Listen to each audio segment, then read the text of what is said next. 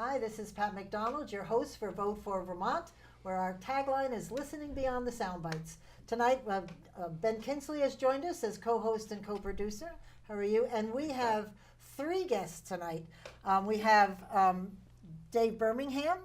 I'm going to do all this. Dave is from 802 Honda, 802 Toyota, Twin City Subaru, and you have a whole bunch more. That's close enough. Okay, 802 close cars, enough. yeah. Next to him is Heather Winther, who is the Community Development Manager for American Cancer Society. Welcome. And way over on the left is Stephen Cook, who's the Deputy Commissioner for the Vermont Department of Tourism and Marketing. But they are here, both the gentlemen are here for a very different reason. They are community leaders for ACS's Real Men Wear Pink campaign.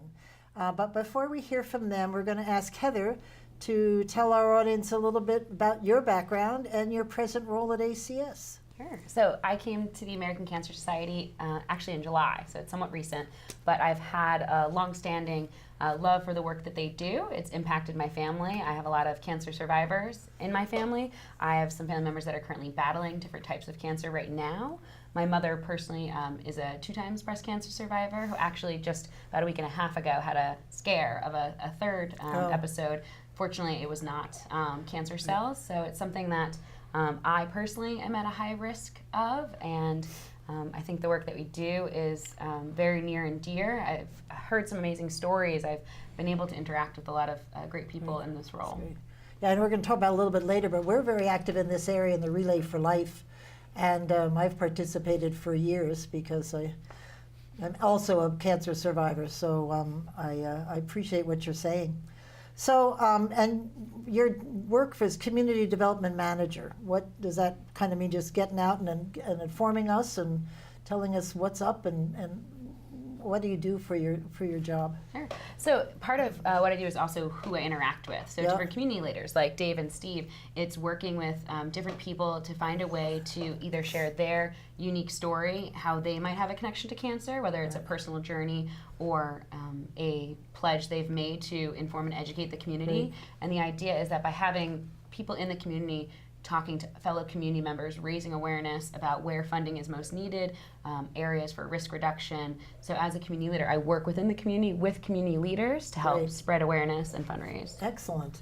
Very good. Well, I'm sure many of you might know this, but October is Breast Cancer Awareness Month. And the governor also, I wasn't going to mention this, but the governor also proclaimed October 13th as Metastatic Breast Cancer Awareness Day. It was his proclamation 18-20. I think that's it. Let me just get that. But anyway, so we're looking at October and focusing on cancer. So having these folks here today is very apropos and well-timed, I would say. So maybe you could start, well, let's talk about why do we have this month? What are things that you try to make people aware of when we're saying Cancer Awareness Day?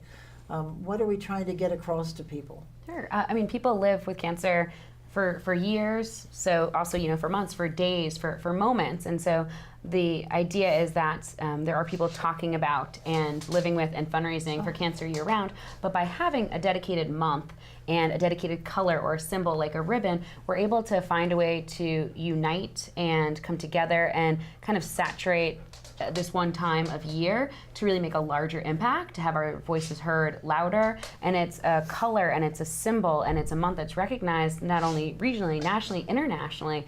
There are American Cancer Society in Canada that we have relationships there, and other countries adopt things as well. So it's an opportunity for our message to reach legislators louder, to reach survivors louder, caregivers louder, and make those who are feeling supported year round really feel like they have a certain time of year where they can feel very comfortable to come out and share their story. That's great. And I must apologize, I neglected to introduce one other special guest, if our cameras can reach him. This is Bentley, who came with Dave. Maybe you can talk a little bit about Bentley and what...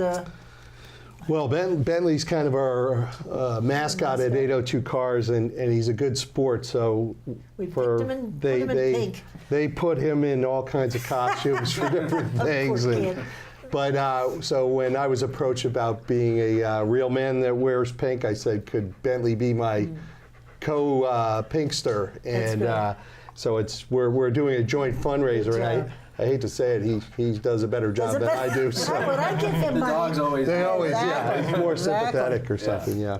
Yeah, exactly. So maybe we could start out with, oh, sorry, I just went right over That's your okay. questions. I did it again. Before we talk about the national campaign, could you talk about Real Men Wear Pink? I love it. What is this project about? Sure. So it actually started off as a one-off event in the southern part of the U.S., and the idea of it really spread via social media, and it became actually a national campaign. So it's the third year nationally, the second year in Vermont, and the idea is when you think about the media and you think about spokespeople for breast cancer, any organization, not just American Cancer Society, there's so many other ones around there, you tend to see women portrayed. And I think a lot of organizations are trying to ramp up the amount of diversity, not only ethnicity, but age when it comes to breast cancer awareness, because a lot of education needs to be known that while you're at a higher risk after the age of 50 or 40, that you can have developed breast cancer at a younger age. Another stigmatism is that because there's so much women that are spokespersons for this issue, that people tend to think men don't get breast cancer. Yes, the number of times a man might hear that they have breast cancer is a lot less than women, but it's still something that is out there and not a lot of people talk about. So we want to raise awareness that it's something possible so that men also go through different ways to check themselves. And it's also an opportunity to give men a unique platform to share their story that they might have, whether it's they've lost a mother, have a wife, a daughter, a sister, or maybe not that they've lost someone, but somebody who is currently going through a cancer journey and they want to do something for them and they can't necessarily ease their pain or visit them across the country.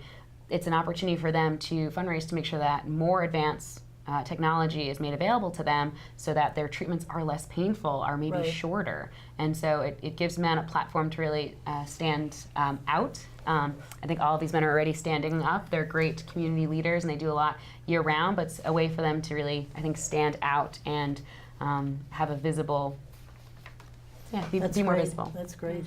Well, and it puts you have to put yourself out there, right? And I think it's the symbolism of it, I think, is probably more impactful than just about anything else, saying that, hey, this is an issue I care about, and it may or may not affect me directly, but it certainly probably affects people that you care about. Most people I know, even my age, have some sort of impact from breast cancer or just cancer in general. There's some sort of impact on your life, whether it's a friend, a family member, or something like that. And I think, standing up and saying, hey, this is something that I care about and I want people to know that I care about.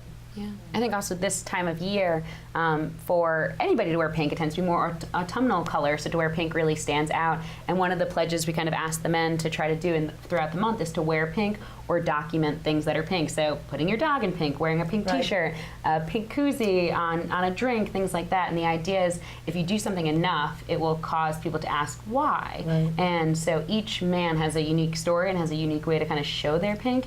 And again, pink is the symbol of breast cancer awareness. It's not a gender thing, and how someone wears pink could be, anything that kind of fits into their lifestyle, which is fun. You can get creative with it. Yeah, right. That's great. Should we ask these gentlemen?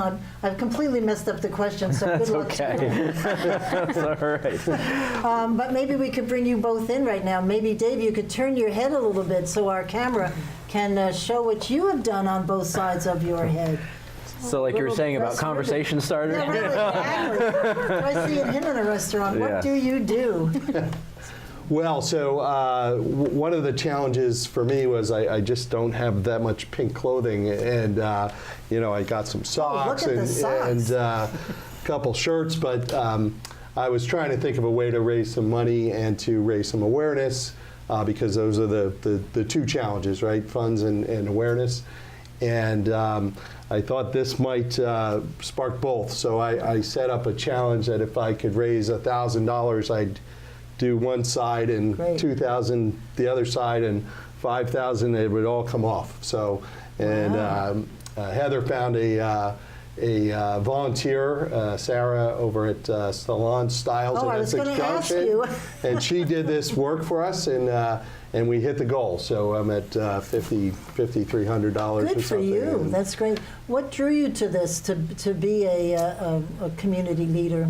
Well, I've been involved with the Relay for Life here in Central Right, Vermont right. for a number of years, and I was approached about it and about being one of the real men in pink. I've several survivors in my family, and I've lost a sister-in-law Oh. to breast cancer, unfortunately. And so part of my message is she apparently went a year without knowing some symptoms, and she was just too nervous to talk about it or go Right. see a doctor. And so I think prevention is such an important Right. part, and following up and getting treatment if you have some symptoms. So. And there's so many success stories. I was just saying before the show, when I was first diagnosed, people came out of the women came out of the woodwork. You don't hear about them. You know, I was 10 years, 15, and one that I remember specifically said 25 years. Yeah. And there's been so many improvements and changes. And a family member just went through cancer, and I was telling her, ask this, ask that, and the doctor said to her, tell her that things have so completely changed in 10 years that what I'm thinking is just not happening. It's all improved. Yeah. One of So- the biggest things that I've heard, not only from my mother, but in conversations actually with other people because of this campaign since it started, is when you're getting an ultrasound, to ask for 3D imaging. There are some things that can be detected on 3D imaging when you get an ultrasound that a regular ultrasound cannot Oh, really? find. And I was told by somebody that he went in for pain in his lung, and they actually found something in like his shoulder, chest area, and because of the 3D imaging, that's how they found he had lung cancer. Wow, thank you for that tip. That's it. Stephen, what brought you to this campaign? Well, you know, for me personally, in the last 8 years, I've lost 3 members of my team who I work with at the Vermont Department of Tourism and Marketing to cancer, of my small team, and you know, going through that with them and being a part of that really changed the way that you know, my understanding of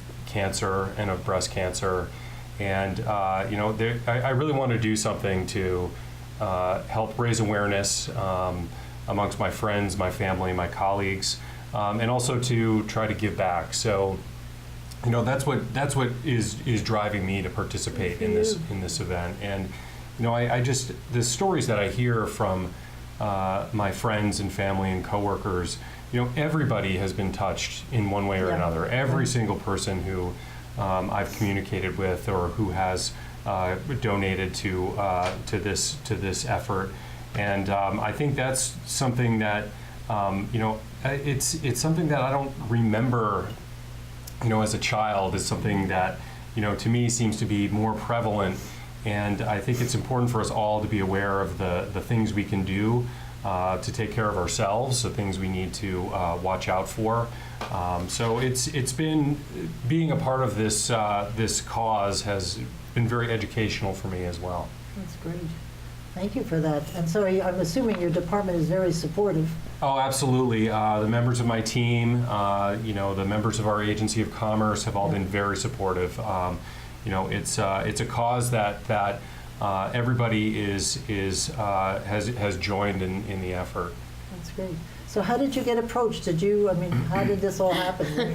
Well, I've known Heather for a long Oh, really? time, and you know, we've through business relationships, and you know, when Heather brought this to my attention, I was like, I didn't even think twice about it. I was really excited to be involved and to be a part of it. That's great. Well, Very Eric cool. Lamontagne, I always pronounce Yeah. his name wrong.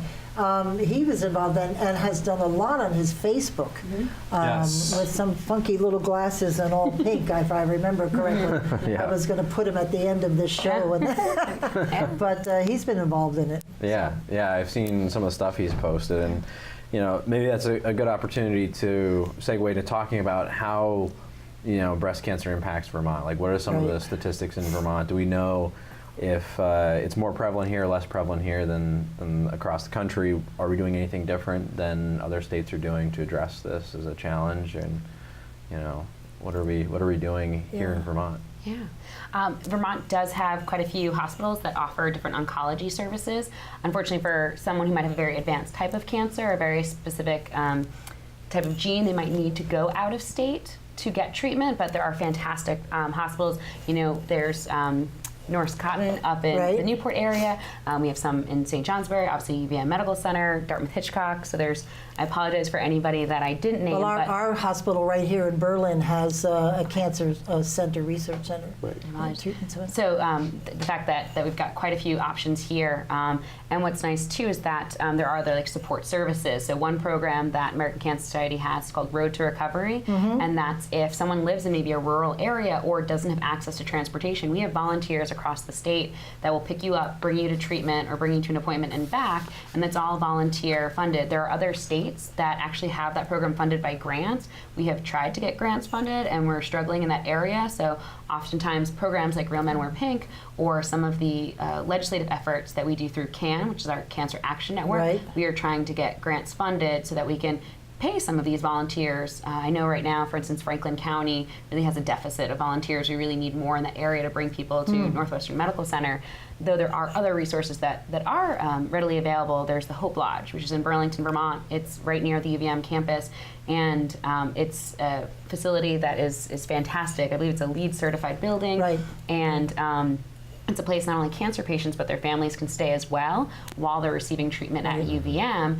And there are other states that have these facilities, but there's only 36 in the country, and Vermont has one of them, which is fantastic. Yeah, and that's great. it's funded by grants and donors and fundraising. It actually just celebrated its 10-year anniversary a few weeks ago, and so making sure that programs are available there, so while the cancer patients are being treated, they and their families have music programs and meals and That's a garden. So there's there's definitely a lot of resources, definitely more that we can do. There's currently 200 grants that are open across the country that we're looking for funding. Excellent. In Vermont, I do not believe there's any active grants that are being funded, though there were some that just expired this past June.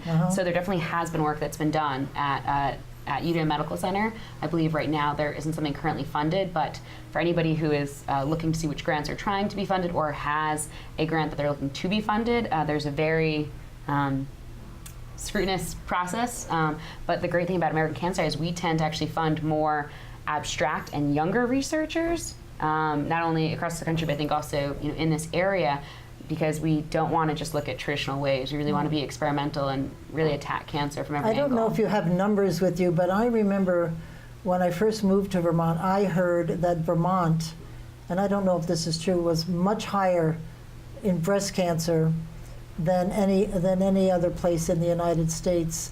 And I always wondered why. I always thought it was environmental or something, which got me thinking about the environment and clean air, et cetera, clean water. But do you know statistically, are we doing better, worse? Are we getting a handle on it and getting those numbers down? I'd have to reference back to some of our materials. Yes, we please. do have, there are people that work in our office in Wilson, Vermont that just work exclusively with Yeah. the hospitals or just work exclusively with legislators that really watch those numbers and report them back.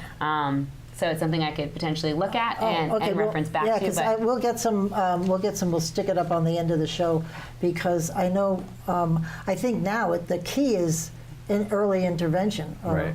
So that when you're there earlier, you catch it, the better off you are. And then after that, my thought is, once you've been diagnosed, they watch you like a hawk. I mean, every 4 months, and then every 6 months, and then over the years, once a year. But you're watched by so many doctors that if you comes back, it's again early on, and there's something you can do about it. So I have a very strange attitude about this. I don't worry about it so much because I'm constantly being watched, and that's a good thing. I don't know if everyone feels that way, and so I think that's why the Road to Recovery program is in Vermont and needs more volunteers for it, because I think some people don't maybe feel that way, Yeah. whether it's they don't have support from family or friends, and so having a 24/7 hotline available, having an online chat available, having our staff available at hospitals to Right. talk to people, I think for people who might not feel that much support, I just hope people know that it is available to them in whatever form they want, in person or online or on the phone. If they go to cancer.org, like I said, there's a 24/7 That's great. hotline that people That's can call, and anything about their treatment they can ask about. So Oh, go ahead. Oh, I was just going to ask. So, someone donates to American Cancer Society in the Vermont, in particular. That sounds like, does that go to mostly to the family support services that you're doing, like those wraparound type services, or is that cancer research, or is that kind of an even mix of the two, or what is that? What are those dollars, those fundraising dollars going towards? The biggest right now is access. So right now it's working on programs to try to find more drivers for the Road to Recovery program, the Hope Lodge, and then we do have different groups that meet with a survivor or a caregiver. And there was a program here called Look Good, Feel Good, where people could come in and get almost like a makeup tutorial where people could feel better about their exterior because they might not be feeling great about their interior. There is still a wig bank in Franklin County where people can go if they need something like that. So, and then as I mentioned before, there were some grants that were being funded in Vermont. To my understanding, those grants have since ended here locally, but there are more that are up for funding, and we hope to fund those. Cool. So what are you gentlemen doing to raise money and tap your shoulders of your friends and coworkers? A lot of emails and a lot of social media. Social media has been just such a blessing, I think, for a lot of organizations, because you can get the word out in ways that just weren't possible before. And so it's a powerful tool, and I think when people see a noble cause, I get a lot of people sharing. I ask them to share, and you just kind of get that exponential ask. Share with us the story you told us before we went on air about the baseball game. Come on, Dave. It's a little embarrassing. No, it's not. It's a great story. I was at the Red Sox ALCS Game 2 last night, and it was a great game. The Red Sox won, but I was sitting in my seat, and I just heard this voice in my ear saying, "Your ribbons are very nice. Thank you for doing that." And I turned around, this woman, and we chatted for a couple of minutes, and then they just ignored me and started talking to my wife. And they said somehow it got to, I was kind of watching the game, and I just heard, "Can we rub his head for luck?"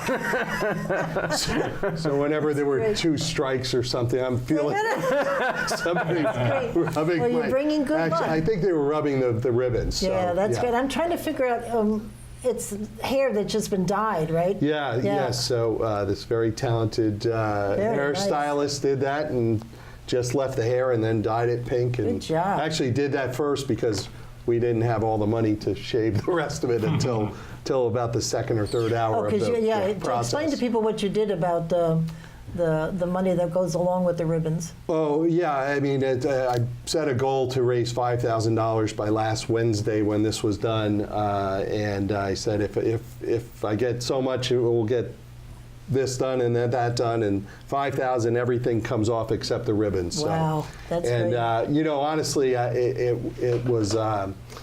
It is a real conversation starter with people, so I would. At the very least, Dave. It is, yeah, and you get some nice head rubs too, so that's a good thing, yeah. And the Red Sox won. And the Red Sox, so it clearly works. So, Stephen, what are you up to? I've personally found that personal emails tend to work best. I am a believer in social media as a way to communicate, but it's interesting. I find that today there are so many different causes that are fundraising on social media at any given time. Right, today people are doing that for their birthdays. They're raising money for something, and there's so much out there that I found it hard to kind of cut through that. So for me, what has worked best is personal emails to people that I know, letting them know about what I'm working on and about this effort and about this cause. And I've had just great response from doing that. I think I'm excited. I'm looking forward to hitting my goal by the end of October. Good. And I've had great support from a lot of people in the community and colleagues. Well, I know now the national website is very interesting. It's got tons of stories of people. I had sent you one a couple in Maine put on a comedy show for, this is their second year. Wish I had known, I just came back. And they raised a lot of monies that way, using their own talents. Yeah. So there you go. Yeah. That's a good thing. Cool stuff. Yeah. Each man has done something unique here in Vermont and Right. across the country. You see some people who might make a music video, or someone who might do a fashion show, or something more physical, like create or build something. I think that's what's so great about this That's great. campaign is each individual is unique, just like everybody's experience with cancer is unique. And so to be able to express yourself in a way that also raises awareness, I think is really important, because in this day and age, there's definitely a short amount of extra money and time to go around. Right. So the fact that these gentlemen and the other gentlemen part of the campaign are making this part of their life, making this part of their conversation, we really appreciate it, because we realize that there's a lot already going on in their lives, and to allow us to work together to do this is a That's great great. opportunity. Do you know how many men you have in total in Vermont? That's, Yeah. So we just, as of last week, we are 22 men, 1 young man, 3 dogs. 3 and- dogs. It was out like a light. Isn't it? Yeah. I'm not one of the dogs. No. And then we actually, kind of an interesting thing, I don't know if I've seen this in other states, we have a collective of bars and restaurants that refer to themselves as Real Men Drink Pink. And that was organized by Allison at the Archives, which is in downtown Oh, Burlington. that's a cool spot. Yeah, and so she had this idea because she's done it with some other community groups, where getting other bars and restaurants involved, Great. because they tend to make food or drinks that are very colorful and thematic. And so she talked to a bunch of other bars and restaurants in the Burlington area, and then through that and through our Instagram page and sharing Dave and Steven and other people's stories, other restaurants started to like and comment some of the posts. And so I'd call them up and say, hey, I saw that you like this. What do you like about it? What have you done before? And just a lot of people really liked the idea that it was sharing positivity. It was a conversation starter. Restaurants tend to be a place that bring families together. It tends to be a place where people come and celebrate, but it Right. also sometimes is a place where people might come to, toast to someone. Right. And so we Right. thought it was a nice idea to bring them together. I think we had 7 or 8 restaurants that did an event this past weekend, and we have some that are doing all month long promotions. Oh, that's great. Excellent. Is there a pink drink? Yes. Do you know what's in the glass or not? They We'll have to look vary. at- So oh, everyone's okay. very creative. Some places did 3 different drinks. Oh, really? And they're beautiful. We have photos on our Facebook page, on their Facebook page. Oh, I So saw if you them. search Real Men Drink Pink, they're wonderful. And on top of that they're pink, our friends at Smuggler's Notch Distillery are doing a match. So if any of the bars or restaurants all month long also use their products in the cocktails, they will additionally match $1. So Oh, it'll my be $2 word, that's per great. drink. Cool. Get out there and drink, people. Vodka martinis. Yes, exactly. Yeah, that's great. Yes, all in moderation. Yes, All in moderation. exactly. That's great. Are they going to be involved at all in the Relay for Life? I'm wondering if we're going to have guest men at the relay. That'd be good, Dave. I think they have men always are involved in relay. Oh, there's a lot of men there lots, involved. But I'm lots and thinking lots, wearing yeah. pink. That would be good. Well, the color for relay is purple. That's Yeah, true. that's right. Oh, Right, interesting. pink and purple. So Yeah, it's that's a it's different colors for the relay and for the. Yeah. Yeah, the idea, I guess, is this color and or the symbol ribbon. If you think of other organizations too, they all get behind a color of some sort or a symbol of Right. some sort. We all have names and taglines, and the idea is it brings people together. It's something that you can use to search other people, be connected to people nationally, regionally, internationally through a color or a tagline or an anthem, if you will. And so while anything in October is pink for Breast Cancer Awareness Month, Relay is purple. Some relay events will start getting organized now. Most relay events nationally happen in June because that's when the weather is best and people are outside, and because there's the walk component. Right. Where Real Right. Men Wear Pink does not have a walk component like Strides. If people wanted to organize a walk, You get they a drinking could. component. Yeah, which can sounds meet great for together at one of October. these yes. bars, yeah. Yeah, That's great. So so there's relay events. I think we have 9 in the state of Vermont that are mostly in June. Though there was one this past weekend at UVM's campus. Oh, really? And it was organized by students and one of our staff persons. So sometimes there might be smaller events on campuses, and sometimes there's whole county-wide events. Right. That's So, great. yeah. Well, I guess the biggest thing for cancer, if I'm looking at my notes, is really screening and early detection, and I'm thinking this will bring that discussion. I'm sure the ambassadors will talk about the importance of early detection and screening because it's so available everywhere. I mean, there's no reason not to get screened. It's out there, and there's so many new treatment options. As I was saying before, it's just staggering. It's all different. Everything, you have to ask this, you have to ask that. No, forget it. It's all different, and that's within 10 years. And I'm sure the success rate is amazing. Yeah, I think there's been a 39% decrease of breast cancer since 1990. And while that is a great number and that is a great accomplishment, there's still so much to do, because a lot of people don't realize there's, I think, at least 200 different types of cancers out there. Yeah. And as you mentioned before, there's environmental causes, there's lifestyle causes, there's genetic causes. So to be able to treat something when we don't always know exactly how it's caused, it can be difficult. But by detecting it early, you have so many more options depending on where it is, in your body. And so, yes, definitely early detection and being able to have conversations, mothers talking to daughters, healthcare professionals. This may be out of your realm, but I don't know why I just thought about it. I had the BRCA gene test done, and my daughter had cancer, my mother had cancer, and I don't have the BRCA gene.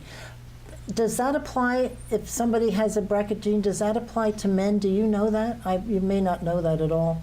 I believe, because I've been BRCA tested, because my mother carries a very unique gene, so both myself and my sister had it. My understanding is it does apply to both men and women, and that if you do carry it, it does increase your risk. And even if you don't carry the specific gene that your family member does, it does still increase your risk. So my understanding is, while I don't carry my mother's gene, which was similar to one her aunt carried, I still am at a slightly higher risk than other people, because both my mother and her aunt had breast cancer. And so with the men in the men in the direct family line then too, right? Yes, and so that's something that we've discussed. After I got tested and then had my sister was tested as well. We talked to all of our cousins about it as well, and it was something that within the course of a year and a half, I think all of us went in and had it done. Really good. Yeah, because I was actually surprised I don't have the gene because of my family history. If it wasn't breast cancer, it was something else. So. So I was sort of relieved that we didn't, but anyway, interesting. And do you have, obviously the broader goal is to raise money, to raise awareness.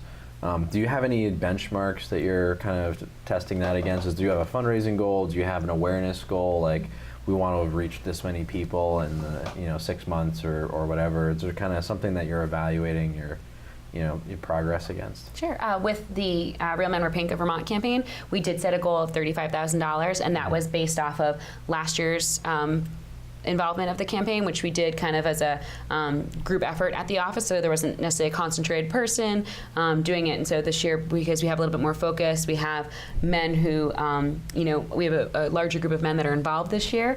The Making Strides event also sets a goal, and all that is based off of what has been done in the past and what the teams think is capable of reaching. Our goal is always to be able to fund any of the programs we have here. So like I mentioned, we have Road to Recovery. Right now, it's a little bit being funded, by fundraising dollars, but we'd love to have grants being able to fund it. But we also need the actual people driving the cars, for this. So there's also an education component of it too. That doing events like this, being out in the community, having a walk, having someone be on TV, having someone share something on social media, it gives us an opportunity to kind of start a conversation in an area that we haven't before, whether it's a different medium or if it's an actual neighborhood. Yeah. So that answered that.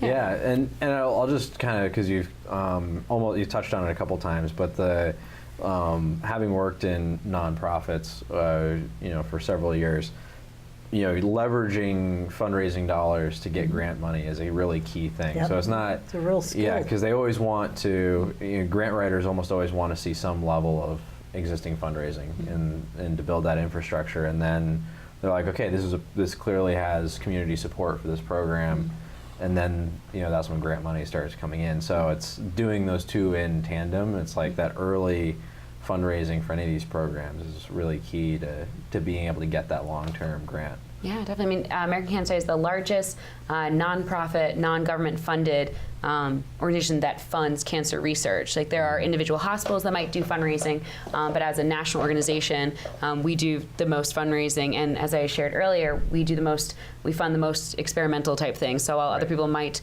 just try to work with, systems that have been in place for very long, we try to be we try to fund things that are more curious. And I think it was 1,600 grants are submitted every year, but right now we're only able to fund 200 of them, and they might vary in what they entail. I think it was $68 million last year was spent on some of the grants that were funded.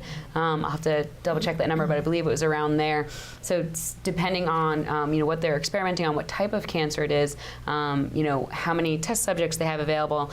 Some of these projects are just a long process. So being able to have funding that is consistent, that's why it's important for us to set certain goals. And we look at years past, for events, so that we're not pulling on the community too much, but also that we're able to maintain a certain amount of funding so that grants that are really doing some fantastic breakthrough research don't end due to funding. Right. Right. And that's one of the advantages of not having public grants is you're a little more flexible with where those dollars go. They can go to more experimental research than publicly funded grants typically allow you to go.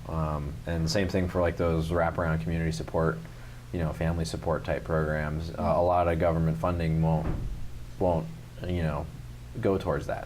They put certain constraints on it where it only goes to the most high level research or whatever it is, and some of those other things kind of aren't funded as well. Yeah. So it's good to see that. And American Cancer is very dedicated to using donor dollars very wisely. That's why we have men of the Real Men Wear Pink of Vermont campaign. If I were out there sending Stephen's emails for him, if I had shaved my head on TV, that's just me doing it. But by working within our community and them also working within their community network, it expands the reach and the opportunity so that more is able to be done. I think a lot of organizations don't come out and share how much money of the work actually goes to research, but American Cancer Society currently is at, I think, 74 cents of the dollar with a goal of 80 cents that's great. by 2020, Yeah. which is great because there's some groups that don't publicize, or when they do, if you actually look at it, it's dismal. Yeah. Well, that's important for people to know how much Right. goes to the product or the research. Yeah, so it's 80% or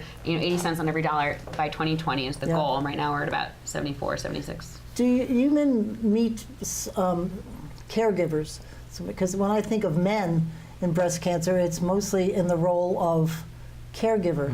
Do you get to talk to caregivers who say, thank you for doing this? Because it's a scary thing for a caregiver, for a husband or a son or whomever, to take care of mom or wife.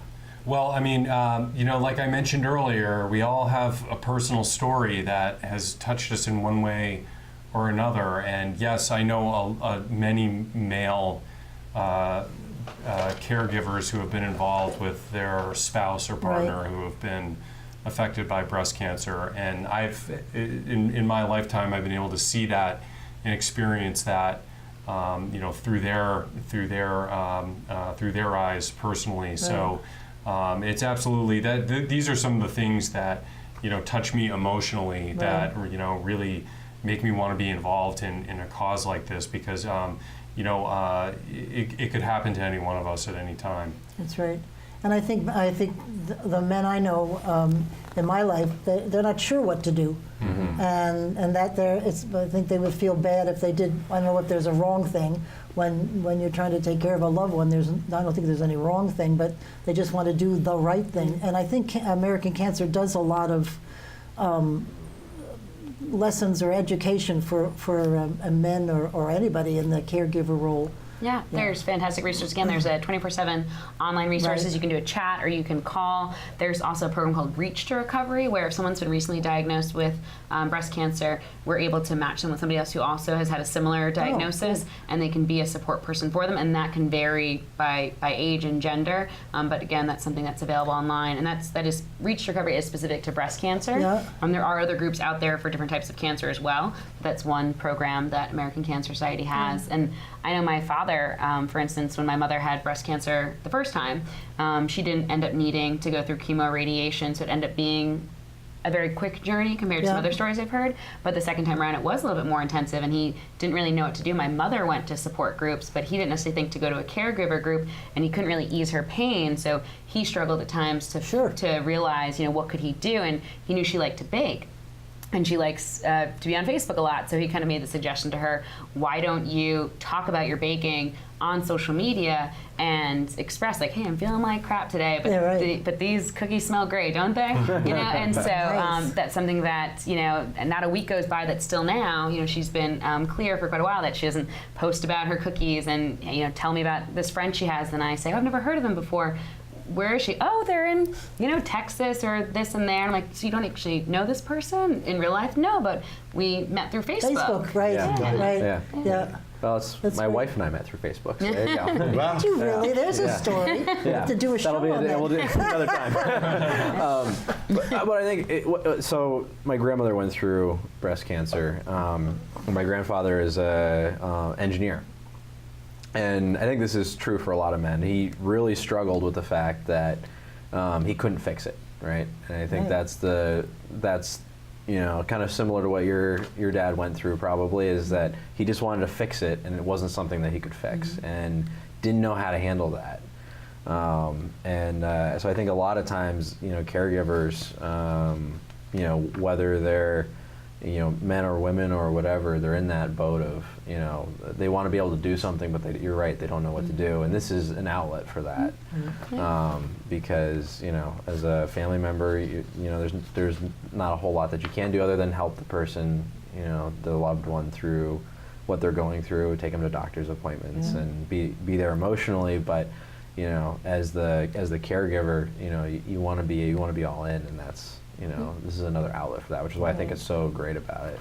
And the fact that it's national. I mean, my mother and father are in New York, so I'm not from Vermont originally, and my mom has been loving, you know, following the social media, following, you know, everything that the men have been posting. She's really enjoyed it, and I think I actually shared with the men, you know, in a photo, my dad wearing a pink shirt holding like the cat, and and my mom was like, hey, Dad loves what you're doing, you know, with the campaign. So even though he's not a real man in New York, though he could have been, or can be, you know, he chose to wear pink that day. And so I think that's kind of interesting too, that it could catch on where it's something that people think is exciting and fun, because when you think of cancer, it's not exciting or fun and something you want to smile about. So if these men are doing something that is making people stop and think about ways to be more careful about themselves or their family or their loved ones, or be able to smile at a time where someone's not otherwise smiling, and support someone who might not be here, like myself. I might live in Vermont, but my family's not here, so the work that they're doing and the conversations that they're having could really have such a broad Right. reach. That's great. Could be Do you that. guys go to like the Rotary meetings and hit that group up like here in Montpelier? Because I really think you guys would be great to talk to them, because all I think is a man who is a caregiver would love to meet a man what you're doing, to being really involved in breast cancer awareness. I think that's great. It's a great idea. I mean, one-on-one is, you know, when you were talking about personal emails, Eric, that's something I do, but there were a couple bigger donors, you know, I called, and one of them I went to see. Actually, Subaru of New England gave I was going to say, your board of directors, you should go. Yeah. So, but yeah, I think it's a great idea Yeah. because you know, it is a conversation starter, and I think what ACS does with caregivers is just as important as what they do with patients, because the caregivers can really be, you know, my brother was a pillar of strength. We were all marveling at him. Right. And but he's also very much an A-type can-do kind of guy, and Well, they can make or break it for a cancer patient, I may add. I have a girlfriend whose boyfriend, the minute he heard that C word, you know, out of town, and my husband, on the other hand, was, I just couldn't have done it without him. Yeah, Because he yeah. is amazing. So, you know, you need that support. Yeah, caregivers need just as much support For sure. as the patients. And again, with the hotline that we have online, or the resources that are online, I recently talked to somebody who you know, has a partner that is going through colon cancer, and she was saying, I think she's working on like a book to talk about how she helped him through his first journey. And I said, there's, you know, resources online that if you need statistics or numbers or just feeling of support or want to be connected to other caregivers, there's, you know, resources on cancer.org, but there's also Facebook groups and other ways that people connect, because I don't think enough recognition is given to the caregivers and the amount of, you know, emotional work that they do too. But we try to, at our events, like at Making Strides of Northern Vermont, which was this past weekend on the 14th, the Making Strides Against Breast Cancer event, coming up this Sunday, October 21st in Castleton, we have a lap dedicated to survivors, but also one dedicated Right. to caregivers Yeah. to make sure that they get an opportunity to be visibly. That's right. Yes, at Relay, right? Because I That's remember, making I strides. remember my And husband Relay as well. taking the Sorry. lap. Yeah, that's Yeah, great. and at Relay as well. Yeah, well, the Montpelier Rotary, I would love to see the topic, real men wear pink. You'd have standing room only, I'm sure. And they're pretty responsive. They should hear that. Yeah, there you go. That's great. So this kind of question, I guess, is directed mostly to our community members. But have your work environments gotten, the folks that work with you gotten involved in this? And if so, how? And do you think that there's kind of a strategy there for getting more people involved through the workplace? Personally for me, yes, I have had support from my colleagues within the agency. I put up some posters around our agency and sent some emails and sent some awareness information, and I've had great support from members of my team. Yeah. Yeah. Very cool. That would be good to spread it around. There's a lot of agencies and I know. Biggest know? employer in the state. yes, is the state. exactly. There's a lot of guys in state government. Yes. Well, we're only halfway through October, Yeah. so I'm not sure when this is being shared necessarily, but our goal was to have 35 men be a part of the campaign. Right. We're currently at 22, and someone could get involved at any time. There are certain men part of the campaign that are actually doing a fundraising event in November because October was already kind of packed for them.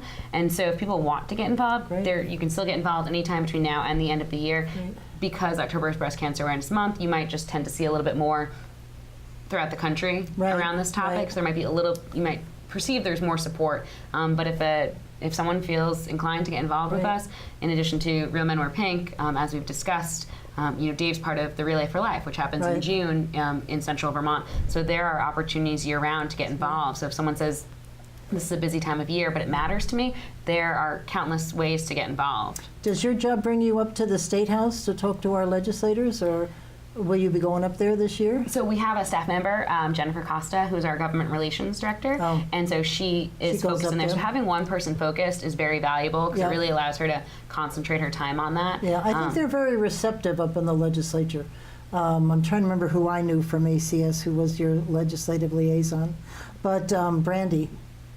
Well, probably I'm new. before I know. So new. Sorry. I mean, But Vermont's anyway, one they of- were always very receptive to the anything with relating to cancer. But it's good having somebody with a presence there because you really sure. have to get to know the Yep. legislators That's how it and their works best. staffs and to Yeah, you have gotta be any- there. Yeah, you Things really happen have to. fast in that place, and Yes, It does. you yeah. know. It happens very fast. Yeah. But I also just had I've had great support from my work environment, and probably I've got a group of 5 bakers actually are going to put together a pink bake sale for us.